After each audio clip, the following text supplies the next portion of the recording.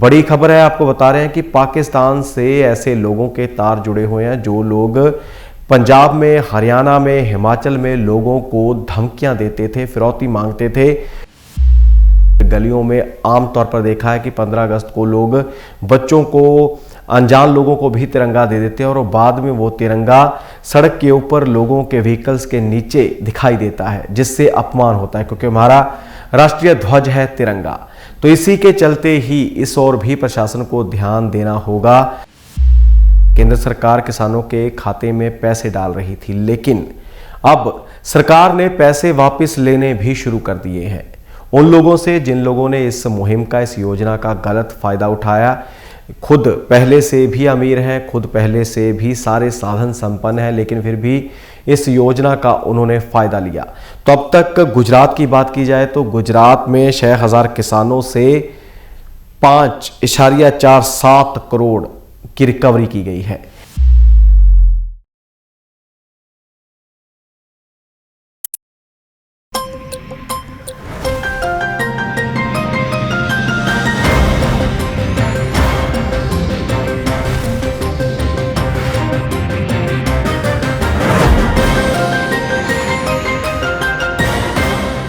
नमस्कार, D5 channel Hindi का खास कार्यक्रम खुलासा न्यूज का देख रहे देश विदेश के दर्शकों का मैं धर्मेंद्र संधू स्वागत करता हूं।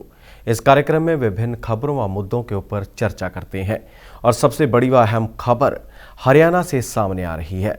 हरियाणा पुलिस ने एक ऐसे गिरोह का पर्दाफाश किया है जो विधायकों को धमकी देता था, उनसे फिरौती मांगता था और अब तक 4 विधायकों को धमकी दी गई थी, उनसे फिरौती की मांग की गई थी, लेकिन पुलिस ने इस गिरोह के 6 सदस्यों को गिरफ्तार किया है, जिनसे बड़ी मात्रा में मोबाइल व सिम कार्ड इत्यादि बरामद किए गए हैं। आपको बता देंगे इनसे 55 ATM कार्ड और इसके अलावा 24 मोबाइल, 56 सिम, 22 चेकबुक और 4 लाख के करीब नकदी भी बरामद की गई है। और बड़ा सवाल यह है कि ऐसे जो गलत अंसर हैं, जो शरारती तत्व हैं, जो ऐसी वारदातों को अंजाम देते हैं, उनके पास इतने ATM कार्ड, इतनी चेकबुक्स आई कहां से? क्योंकि सामान्य लोग अक्सर जब किसी बैंक में अपना खाता खुलवाने के लिए जाते हैं तो एक खाता खुलवाना ही उनके जी का जंजाल बन जाता है। कारण ये होता है कि कभी कागज़ ही पूरे नहीं होते। आप अपना एक भी डॉक्यूमेंट घर पर छोड़ के जाते हैं, जहाँ उसकी फ़ोटोकॉपी नहीं लेके जाते तो आपका खाता नहीं खोला जाता। आधार कार्ड की जो संख्या है वो भी लगती है, आधार कार्ड का नंबर भी लगता है, पैन कार्ड लगता है, काफ़ी डॉक्यूमेंट्स होते हैं। लोग जानते हैं कि कितनी पेचीदा प्रक्रिया है किसी भी बैंक में अपना अकाउंट खुलवाने की, लेकिन इनसे जितनी सामग्री, जितना सामान बरामद किया गया, ये बैंकों के ऊपर भी सवाल खड़े करता है। और मुख्य रूप से ये भी बात है कि जो सिम इन लोगों से बरामद किए गए हैं वो सिम पाकिस्तान से ऑपरेट हुए हैं, यानी कि ऑपरेट हो रहे हैं। बड़ी खबर है, आपको बता रहे हैं कि पाकिस्तान से ऐसे लोगों के तार जुड़े हुए हैं जो लोग पंजाब में, हरियाणा में, हिमाचल में लोगों को धमकियां देते थे, फिरौती मांगते थे। और जब से सिद्धू मूसेवाला का कत्ल हुआ है उसके बाद से लगातार फिरौतियां मांगने का, धमकी देने का सिलसिला लगातार जारी है। किसी ना किसी को, किसी व्यापारी को, किसी दुकानदार को, किसी सामान्य व्यक्ति को धमकी आती है कि हम किसी गैंग से संबंधित, उनके गुर्गे बोल रहे हैं, उनसे संबंधित सदस्य बोल रहे हैं और हमें फिरौती दो, नहीं तो आपके परिवार को नुकसान पहुंचाया जाएगा, आपको भी मार दिया जाएगा।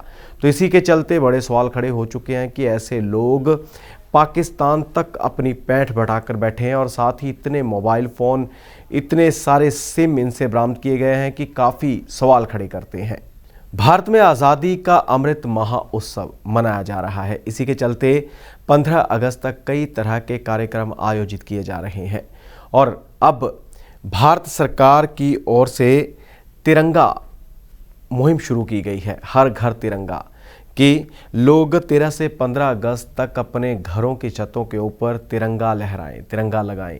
और अब हरियाणा ने भी ऐसा ही एक उपराला किया है। हरियाणा के जो राशन के डिपो हैं, सरकारी डिपो हैं, उनके ऊपर जब जिनके कार्ड बने हुए हैं वो राशन लेने जाएंगे तो राशन के साथ एक तिरंगा भी दिया जाएगा, जिसे वह अपने छत के ऊपर लगाएंगे।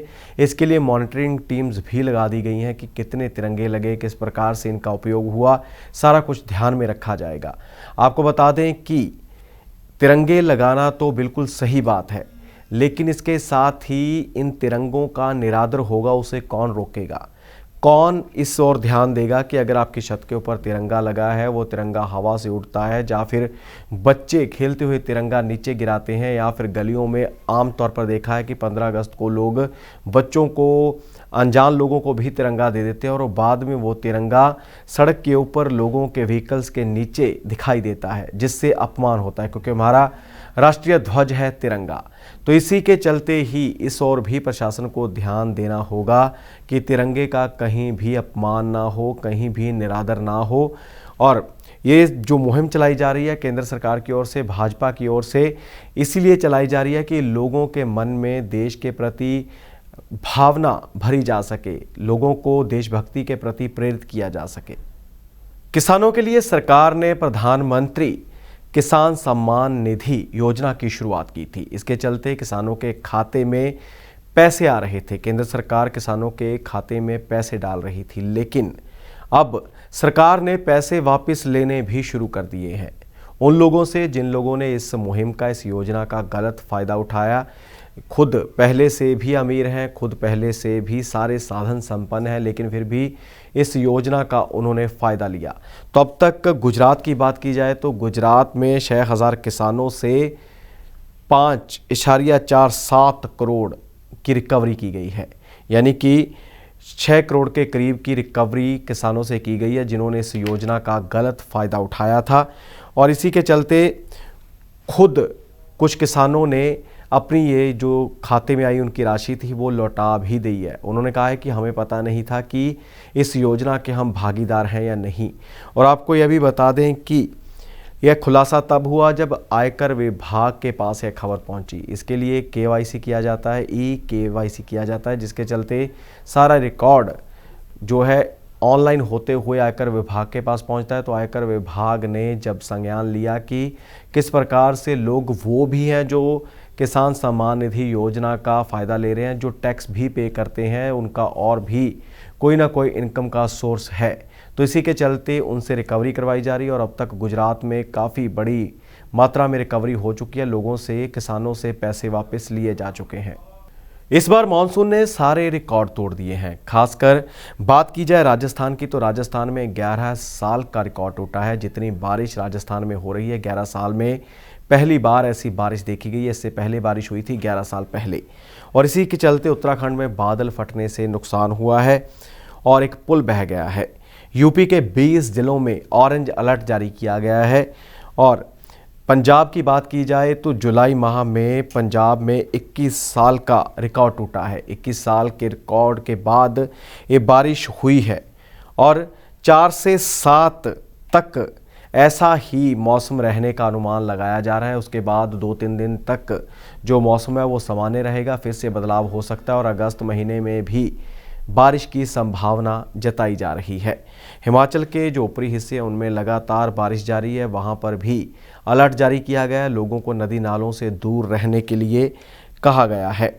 और जिस प्रकार से मौसम बना हुआ है तो काफ़ी जो है किसानों की फसलों का नुकसान भी हो रहा है।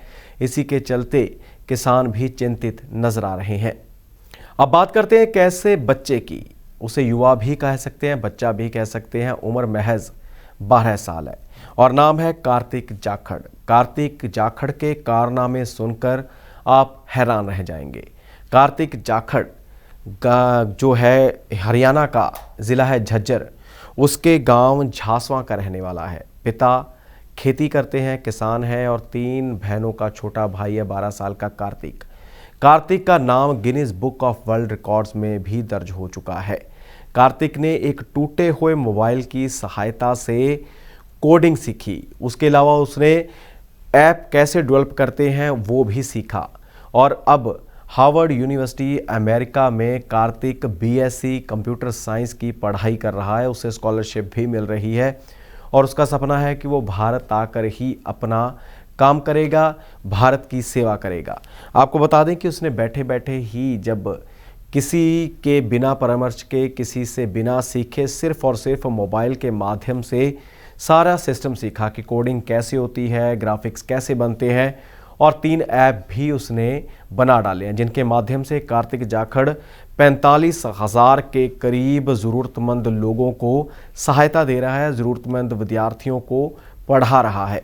और ऐप्स की बात की जाए तो उसने एक ऐप जीके यानी कि जनरल नॉलेज का डेवलप किया है, दूसरा उसने कोडिंग व ग्राफिक्स का, और तीसरा डिजिटल एजुकेशन का ऐप तैयार किया है, जिसके माध्यम से लोग सीख रहे हैं, आगे सिखा रहे हैं। तो कार्तिक जाखड़ का देश के जो बहुमूल्य धरोहर है उसमें योगदान डालने के लिए, और ख़ासकर उसका जो है जिक्र Guinness book of world record में हो रहा है, हार्वर्ड यूनिवर्सिटी में हो रहा है, उसके लिए हम भी कार्तिक को इस मंच से बधाई देते हैं। बात की जाए कॉमनवेल्थ गेम्स की, तो कॉमनवेल्थ गेम्स बर्मिंघम में चल रही हैं। इसमें भारतीय खिलाड़ियों का काफ़ी अच्छा प्रदर्शन देखने को मिल रहा है।